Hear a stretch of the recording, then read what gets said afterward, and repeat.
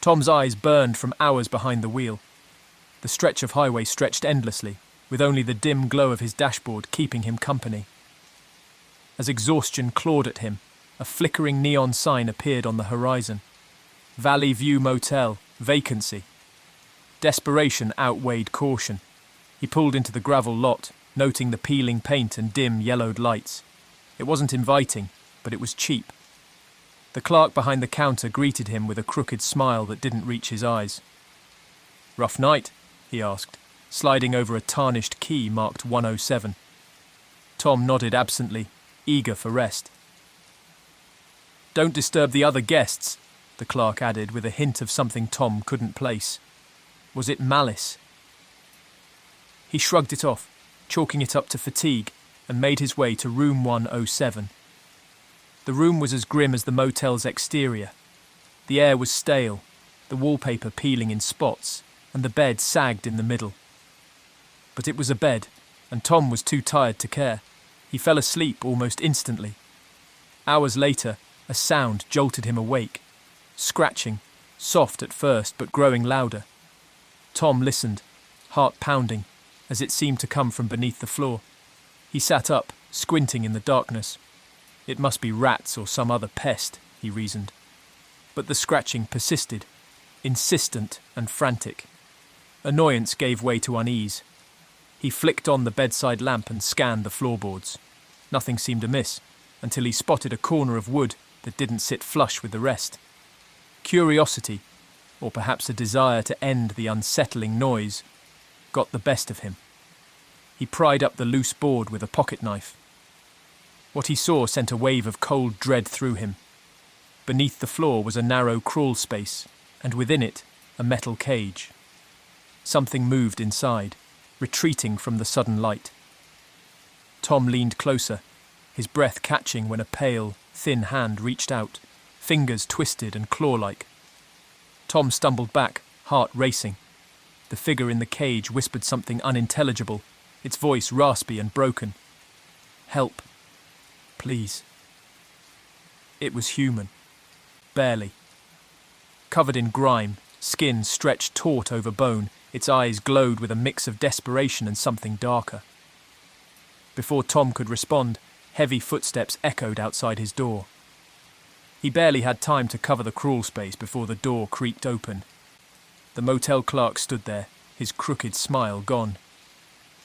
"You weren't supposed to disturb the other guests," he said, voice cold and hard.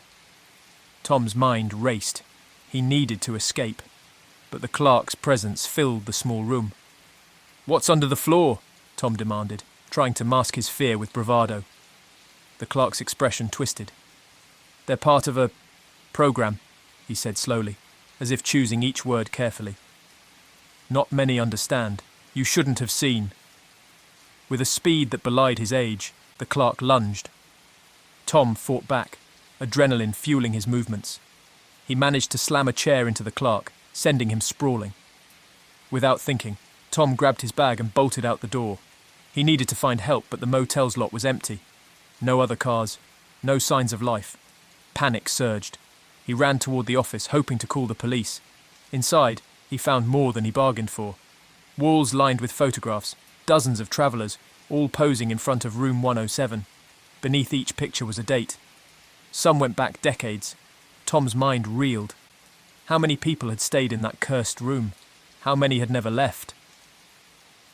A rusted cabinet caught his eye.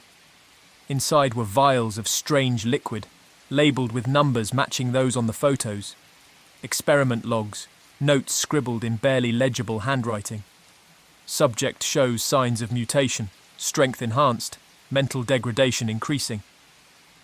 A loud crash brought him back to the present. The clerk was back, blood seeping from a gash on his forehead. "You're special, you know," he rasped, stepping closer. "Most break sooner, but you—" He didn't finish. Tom threw himself through the window, glass shattering around him. He hit the ground hard but scrambled to his feet, ignoring the pain. He sprinted to his car, praying it would start. The engine roared to life just as the clerk reached for the door. Tom floored the gas, gravel spraying behind him. In the rearview mirror, he saw the motel fading into darkness. He didn't stop until he reached a crowded diner miles away. Breathless, bloodied, he told his story. The police found nothing at the Valley View Motel. No Clark, no cages, no crawl space beneath room 107. It was as if the place had swallowed its secrets whole. But Tom knew what he'd seen. He bore the scars, both physical and mental. He never drove that stretch of highway again, but sometimes, late at night, he'd wake to the sound of scratching beneath his floorboards. Sarah had become accustomed to cheap motels. Her job as a travelling salesperson often put her on the road for days at a time, with long stretches of highway and little sleep. This motel was no different. Faded neon sign flickering, peeling paint on the siding, a cracked parking lot. She dragged her suitcase to the front desk, noting the eerie silence that blanketed the place. The night clerk was waiting for her. Thin, pale, with piercing eyes that never seemed to blink, he greeted her with a smile that felt forced. "Welcome," he said, sliding a key across the counter. His hand lingered a moment too long, and Sarah forced a polite smile. "Room 12, just down the hall," he continued, his voice soft but oddly flat. "We pride ourselves on privacy." Sarah nodded, taking the key and hurrying to her room. The hallways were dimly lit, and the air felt stale. She tried to shake off the unease. It was just another run-down motel, she told herself, nothing to worry about. Inside her room, she locked the door and exhaled deeply. The walls were thin, and she could hear the muffled sounds of a television next door. At least she wasn't completely alone. After a quick shower, she sank into the bed, exhaustion overtaking her. But sleep was elusive. Something felt off. She tossed and turned, trying to ignore the sensation that she was being watched. Just nerves, she told herself. Hours passed before she finally drifted off. A noise woke her in the dead of night. Soft, rhythmic footsteps just outside her door. They stopped, then resumed, pacing back and forth. She held her breath, straining to listen. The footsteps grew louder, then faded, only to return moments later. She crept to the peephole and peered out. Nothing, just the empty hallway. She was about to step back when she saw it, a shadow flitting across the edge of the doorframe. Someone was there, lurking just out of view. Her heart raced. She backed away, clutching her phone. The battery was nearly dead. She cursed herself for not charging it and dialed the front desk. The call went unanswered. Panic clawed at her throat. She decided to wait it out until morning, keeping the door locked and a chair braced against it. Eventually, exhaustion claimed her again. The next day, she confronted the night clerk. "Someone was outside my room last night," she said, trying to keep her voice steady. He blinked slowly, as if processing her words. "You must have imagined it," he replied, his tone devoid of concern. "The guests here are quiet." His words sent a chill down her spine.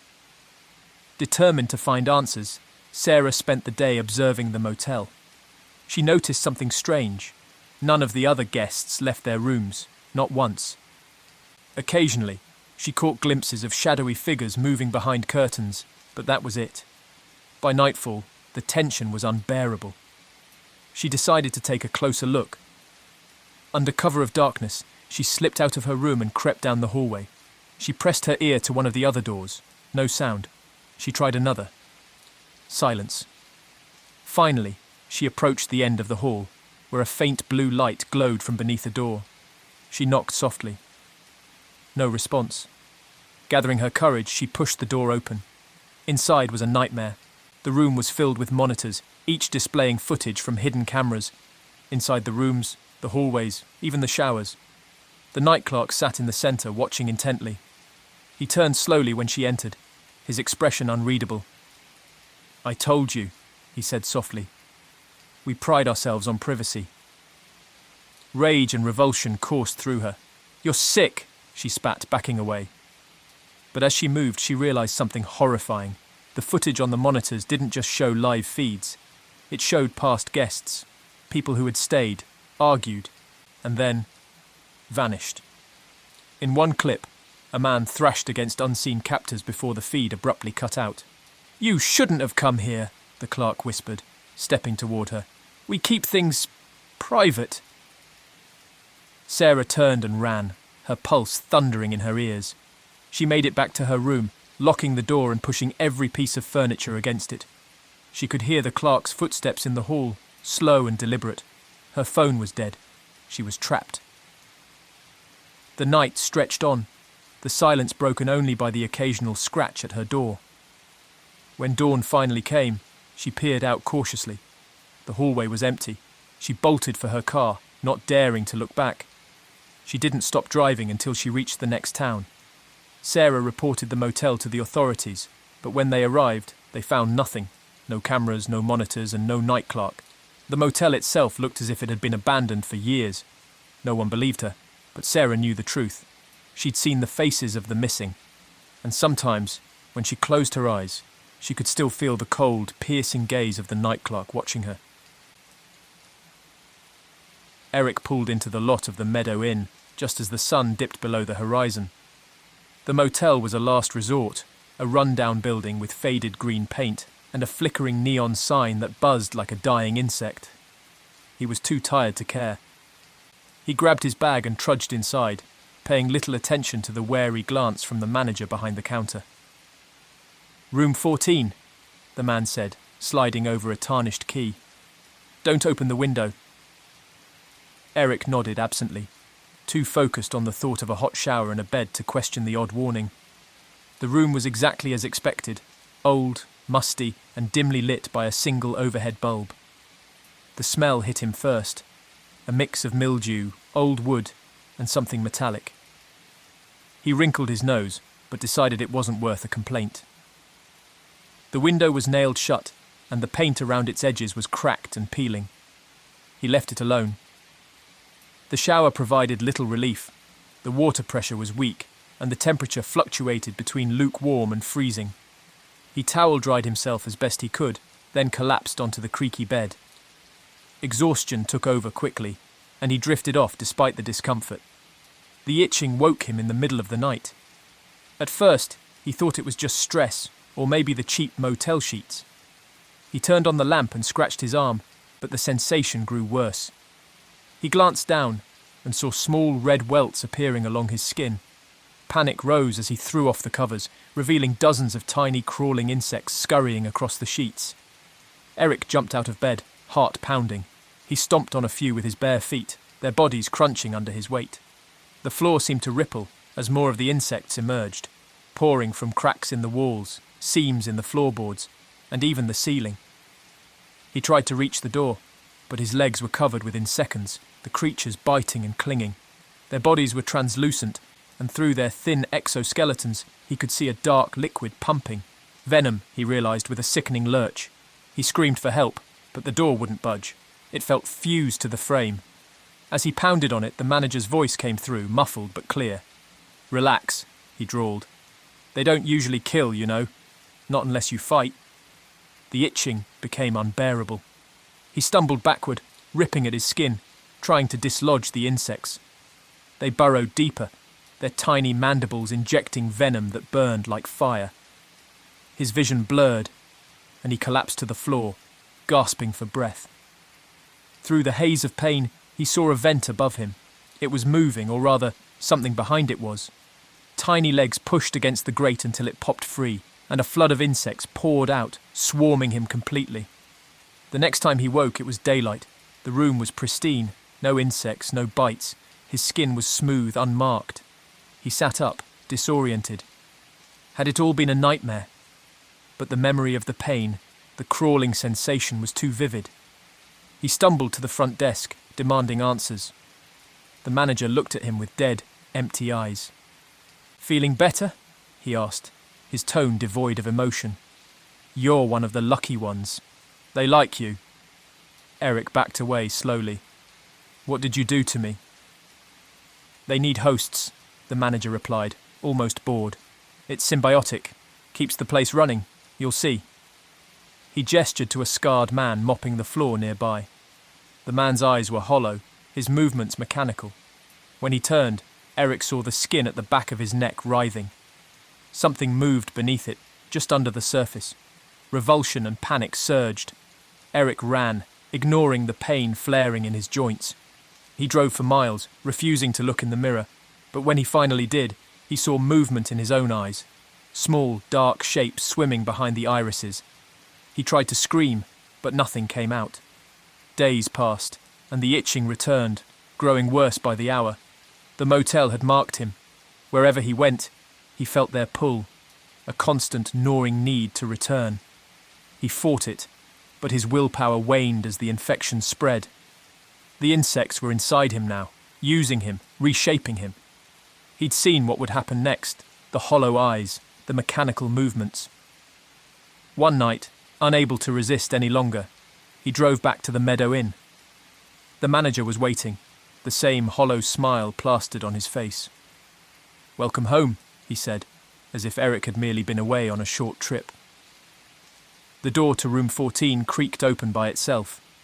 Eric stepped inside, knowing there was no escape. The door closed behind him with a final, resounding click. The insect stirred beneath his skin, and he surrendered to the crawling darkness, just another host in a long line of guests who would never truly leave.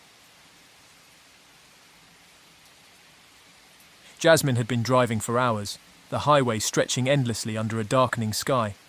Exhausted and desperate for rest, she pulled into Sandy's roadside motel. It was one of those places that barely seemed to exist. Faded sign, cracked parking lot, and a thin layer of dust on everything. The owner, Sandy, greeted her with a wide smile that showed too many teeth. "You're lucky," he said, handing her a key marked with a large number 8. "It's the best room we have." There was something unsettling in his gaze, but Jasmine forced a polite smile. She was too tired to care. Room 8 was nothing special. Peeling wallpaper, flickering light, and a musty smell that lingered in the air. She tossed her bag onto the bed and noticed something peculiar.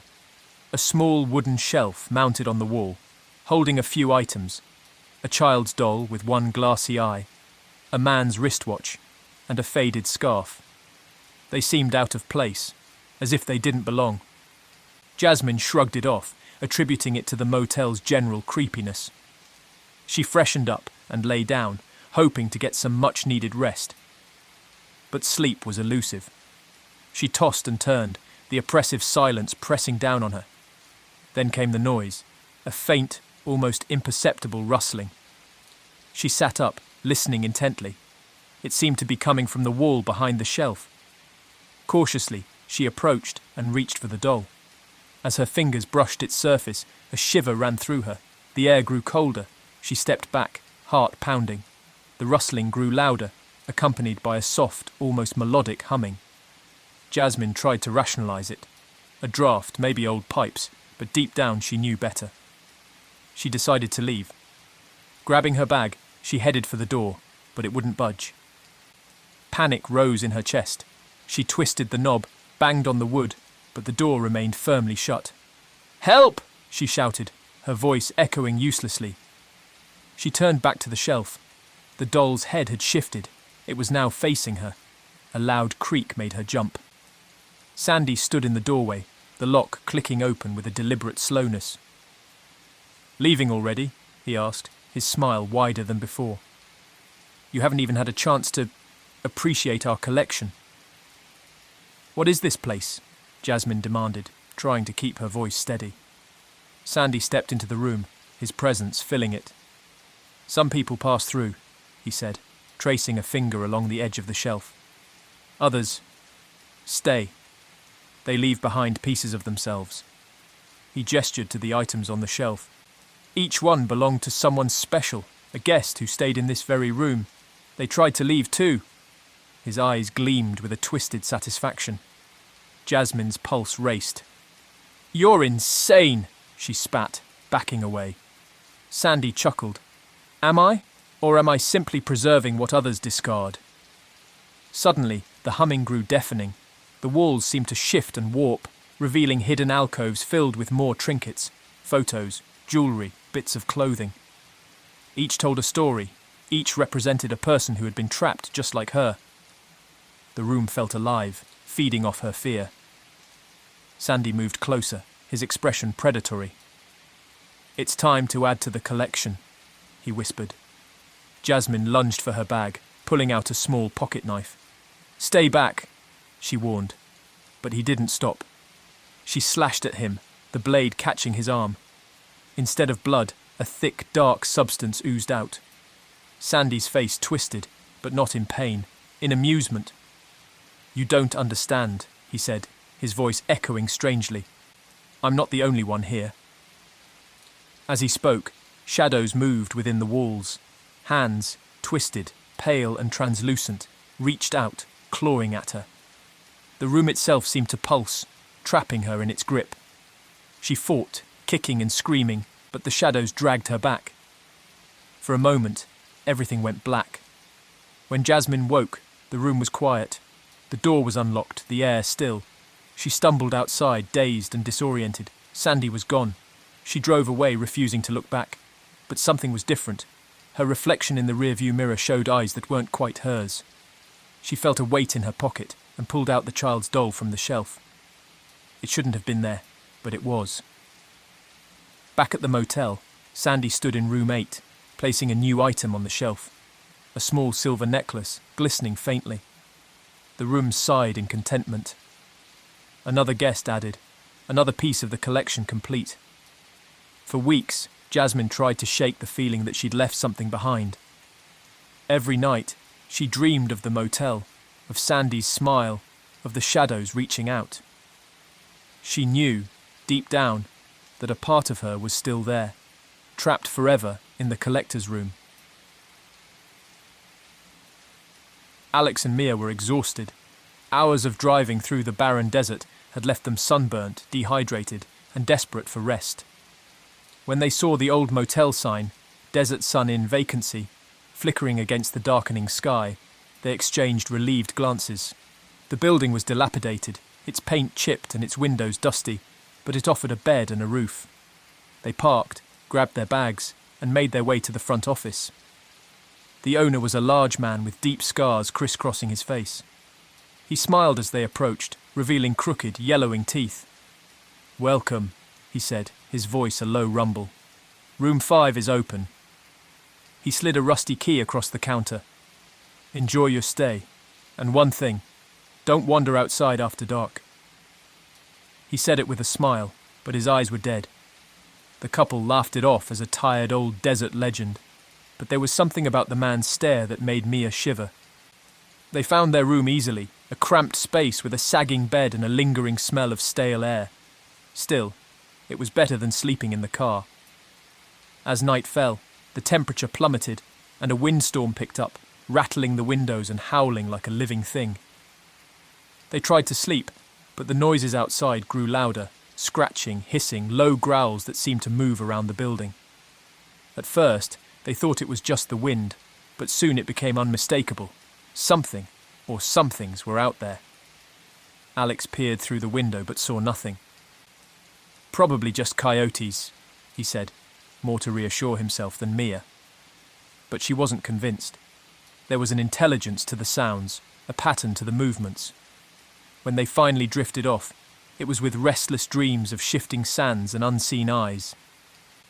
Hours later, Mia woke suddenly. The scratching was back, but this time it was right outside their door. She shook Alex awake, her breath shallow. "Do you hear that?" she whispered. He nodded, eyes wide. They both stared at the door as it creaked, the old wood straining under some unseen weight. The knob twisted slightly, as if being tested. Alex grabbed the lamp from the nightstand and motioned for Mia to stay back. The door held, but their relief was short-lived. The floor beneath their feet began to tremble, and small cracks appeared, dust sifting up through the gaps. The motel, it seemed, was built on unstable ground. Alex knelt to inspect the floor and felt something brush against his hand, rough, dry, and unmistakably alive. He pulled back, heart pounding. The scratching wasn't just from the door, it was beneath them. Without warning, the floorboards split wide open, and Alex was yanked down by something strong and relentless. Mia screamed, grabbing his arm, but whatever had him was too powerful. She watched in horror as he was dragged below, disappearing into darkness. The gap closed with a sickening crunch, leaving only silence in its wake. Paralysed by fear, Mia staggered back. The walls themselves seemed to shift and breathe. She had to get out. She bolted for the door, flinging it open and stumbling into the night. The motel's parking lot was no longer empty. The ground was covered in shallow burrows, and from each one, something moved. Long, segmented creatures with hardened shells, spiny legs and mandibles that clicked rhythmically. Their eyes glowed faintly, tracking her every movement. She ran, the creatures swarming behind her. They moved with terrifying speed, burrowing into the earth and re-emerging closer each time. The motel's lights flickered and died, plunging everything into darkness. Mia tripped, sprawling across the gravel. She scrambled to her feet, her hands bloodied, and spotted a faint glow in the distance. The office. She burst through the door, slamming it shut behind her. The owner sat calmly at the desk, as if nothing had happened. "Help me!" she gasped, chest heaving. He tilted his head, eyes devoid of pity. "I warned you," he said slowly. "The ground is theirs. Always has been." Mia stared at him, realization dawning. "You knew. You've been feeding people to them." "Not feeding," he corrected. "Sacrificing. They keep the ground stable. Without them, this place would swallow itself. Better they feed on outsiders than us." She backed away, but it was too late. The creatures were already here, emerging from cracks and shadows, surrounding her. The owner stood and walked toward the back door, pausing just long enough to whisper, "Be thankful. You bought us more time." The last thing Mia saw before the darkness claimed her was the glint of serrated mandibles closing in. The next morning, a couple driving through the desert noticed the motel's flickering sign. They pulled in, desperate for rest. The owner greeted them with a familiar smile. "Welcome," he said, sliding a rusty key across the counter. "Room 5 is open." Eddie's fascination with clowns began at a county fair one hot summer when he was 9. He had wandered off to escape the crowd's noise and stumbled upon a small tent hidden behind the main attractions. Inside, a lone clown performed tricks, juggling knives, balancing on a narrow beam, and laughing with a wild abandon that left Eddie both mesmerised and uneasy. When the clown locked eyes with him, Eddie's skin prickled. It wasn't the painted grin that unnerved him. It was the emptiness beneath the surface, like staring into a mask hiding something monstrous. When the fair ended, so did Eddie's carefree childhood. He began seeing glimpses of the clown everywhere, reflected in windows, lingering in alleyways, watching from across crowded streets. His parents dismissed it as an overactive imagination, but Eddie couldn't shake the feeling that he was being hunted. The sightings grew more frequent, each one more brazen than the last. Years passed. Eddie, now in his 20s, had tried to move on, but the nightmares never stopped. The painted face haunted him, its hollow eyes a constant reminder of something left unfinished. He pored over old newspapers, searching for anything that might explain the clown's presence. What he found only deepened his dread. The man in the clown costume, known simply as Lester the Laughing Clown, had vanished shortly after the fair, a mystery that stumped the authorities. Rumours spoke of a drifter, a survivalist who used disguises to evade capture while preying on vulnerable people. Determined to end the nightmare, Eddie tracked down leads to an abandoned cabin deep in the woods, a place local legends called the Laughing Hollow. He carried only a flashlight, a hunting knife, and the weight of years spent fearing shadows. The cabin was decrepit, its walls warped and decaying. Faded circus posters lined the interior, each featuring Lester's painted face. The air was thick with mildew, and the floorboards groaned under Eddie's weight. "Come out," he demanded, his voice trembling but firm. "I'm not afraid of you." A low chuckle resonated from the darkness, sending a cold shiver down his spine. The flashlight flickered, and for a moment he thought he saw movement. A flash of colour disappearing behind a doorway. He stepped closer, heart pounding. The knife felt small and inadequate in his grip. The clown emerged without warning, lunging from the shadows. Eddie barely managed to sidestep, stumbling backward. Up close, Lester's makeup was smeared, revealing gaunt features beneath. His eyes burned with a feral intensity. Eddie slashed out with his knife, catching Lester's arm. Blood trickled down, but the clown barely reacted. Instead, he laughed, a deep, guttural sound that echoed through the cabin. "You think you can end this?" Lester sneered, his voice gravelly.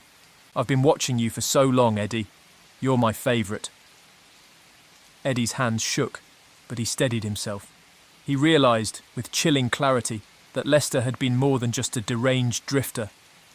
Years in isolation, surviving on whatever he could find, had twisted his body and mind. His movements were inhuman, joints cracking as he bent and contorted, faster than anyone had a right to be. Eddie swung again, but Lester darted away with an agility that defied logic. The fight turned into a hunt. Lester stalked him through the cabin, using hidden passages and trapdoors. The walls themselves seemed to mock Eddie, plastered with grotesque painted smiles. Each room became a maze of terror. Eddie's breathing grew ragged, his stamina waning. He needed to end it, or he would become another victim, a face in a forgotten newspaper clipping. In the main room, Eddie spotted a rusted lantern and a small container of fuel.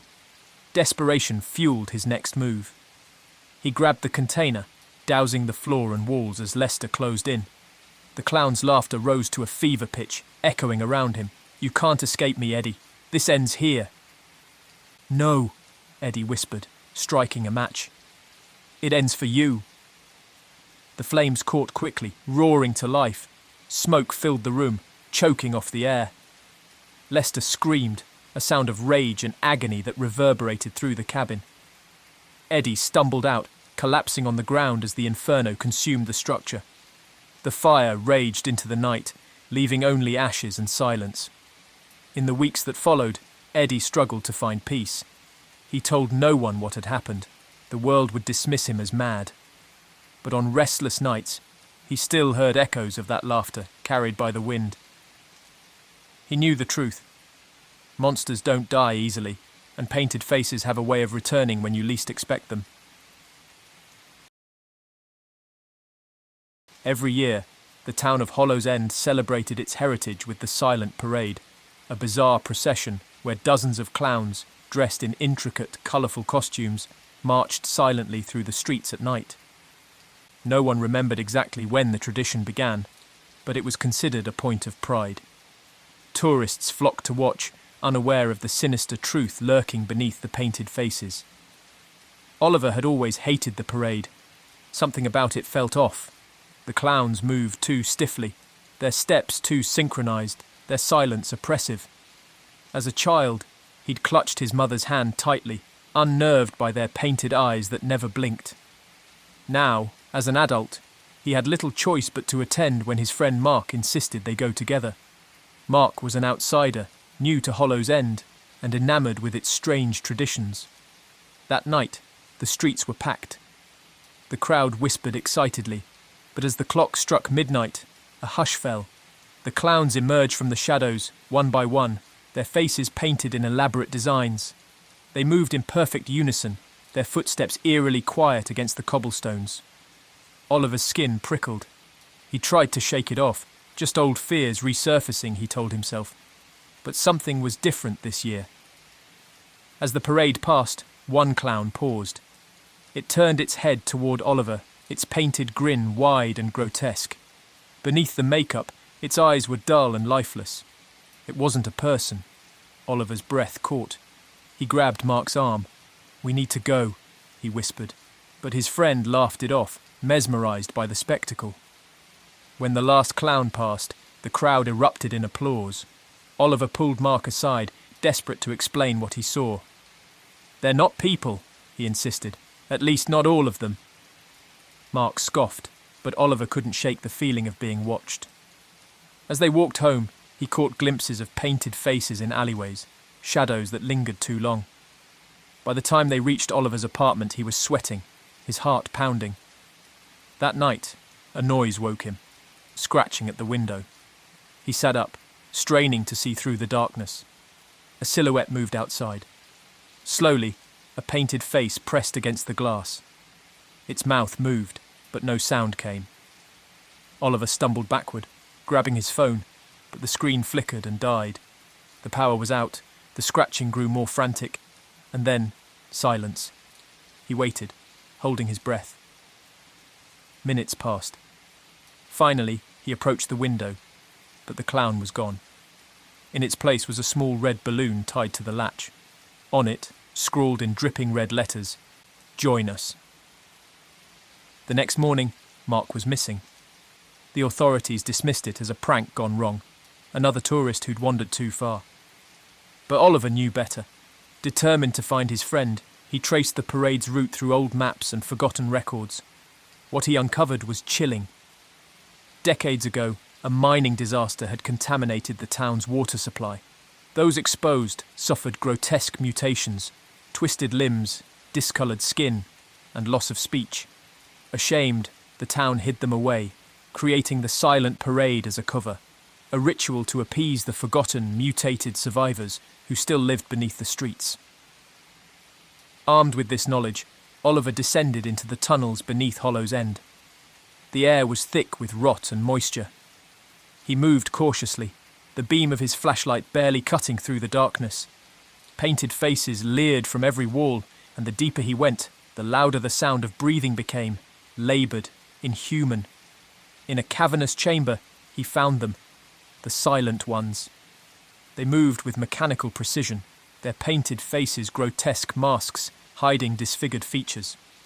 Mark was there, bound and painted, his eyes wide with terror. The leader of the silent ones, a towering figure with a cracked porcelain mask, stepped forward. It gestured, and the others closed in. Oliver realised with sickening clarity that the parade wasn't just a show, it was a ritual, a means to add new members to their ranks.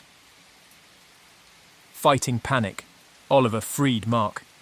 Together they fled through winding tunnels, the silent ones in pursuit. Their movements were methodical, relentless. Finally, they reached a collapsed passageway. Oliver turned, desperate to buy time.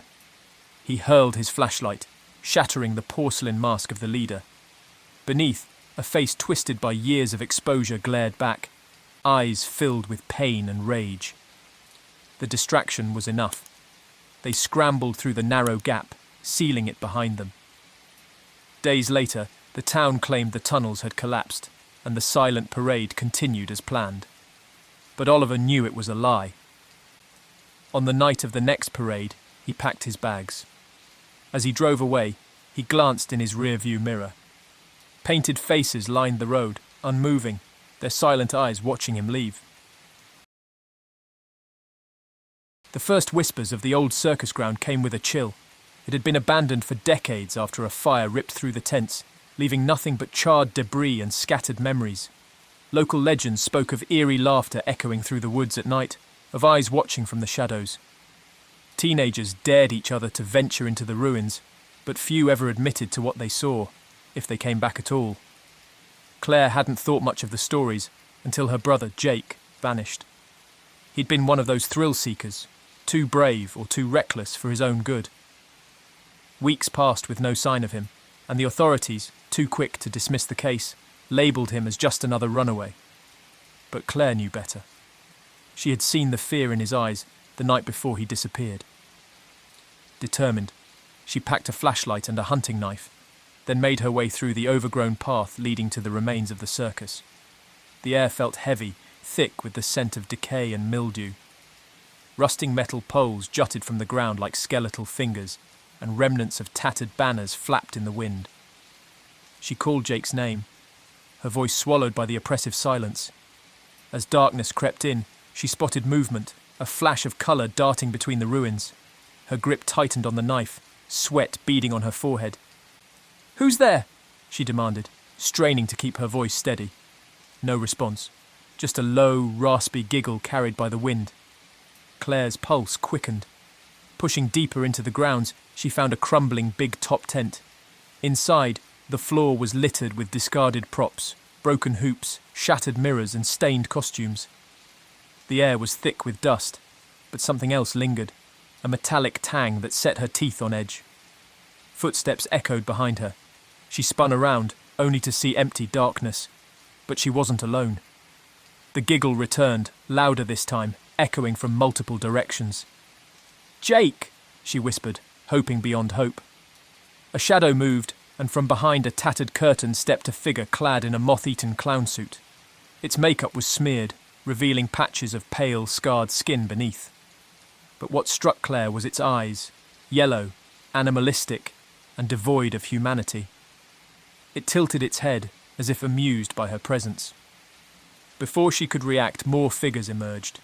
They were clowns, but not human, not anymore. Decades of isolation and inbreeding had twisted their forms. Limbs were bent at unnatural angles, faces stretched into grotesque masks. They moved like predators, circling her with a mixture of clumsy steps and sudden bursts of speed.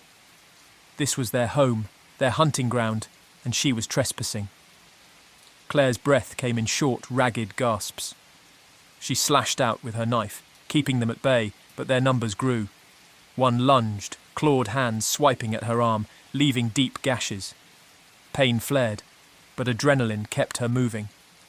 She bolted toward the nearest opening, desperate to escape. Outside, the woods seemed to close in, branches clawing at her as she ran. The laughter followed, a cacophony of madness. She stumbled upon an old trailer, its door ajar. Scrambling inside, she locked it behind her and collapsed. The walls were covered in photographs, images of victims dating back decades. At the centre was Jake, eyes wide in terror. Claire choked back a sob, rage and grief threatening to consume her. A loud bang on the door snapped her back to reality. They were here. The walls shook as they pounded, howling and laughing. Claire knew it was only a matter of time. Desperate, she searched the room, finding an old flare gun. When the door finally gave way, she fired, the flare igniting one of the clowns. Its screams pierced the night, and for a moment, chaos reigned. The others recoiled, giving her a chance to flee. Claire didn't stop running until she reached the outskirts of town, collapsing from exhaustion. The locals found her the next morning, battered and delirious. She tried to warn them, but fear kept most away from the ruins. A few brave souls ventured in, armed and determined to end the nightmare. They found nothing but ashes. Years later, whispers continued. On moonless nights, some claimed to hear the faint strains of carnival music drifting through the trees, accompanied by hollow laughter. The circus, it seemed, had never truly left. It was waiting for the next foolhardy soul to wander too close. It started with a trail of red noses. In each small town along the old highway, bodies were found, their mouths stuffed with the bright rubber accessories of clowns. Authorities were baffled, but one thing was clear. The killer was methodical. Each victim had been lured, hunted, and dispatched with surgical precision. And the calling card left behind mocked everyone's attempts to understand the horror. Investigative journalist Mia Carter couldn't resist digging deeper. The story had gripped the nation, but for her it was personal. One of the victims was a childhood friend. She vowed to find the monster responsible. Mia's journey led her to a secluded carnival nestled deep in the mountains, a relic from another era. It was said to be abandoned, but as she approached, she saw faint lights flickering within. The air was thick with rot and mildew. Rusting rides stood as grotesque monuments to forgotten joys, their creaks echoing like ghostly wails. A painted sign, faded and peeling, greeted her. "Welcome to the Last Laugh Carnival." She moved cautiously, every step a deliberate attempt to mask her presence. Mia's instincts screamed at her to leave, but she pushed forward. Her flashlight flickered over grotesque clown mannequins that lined the paths, some shattered and forgotten, others eerily lifelike. One of them shifted slightly. Mia's breath caught, but when she turned back, it hadn't moved again. It was just nerves, or so she hoped. She reached the heart of the carnival, a massive tent with frayed red and yellow stripes. Inside, the stench of decay grew stronger. The walls were lined with crude drawings, faces contorted in agony, mouths stretched into wide painted grins. In the centre stood a tall, gaunt figure, clad in a filthy clown suit.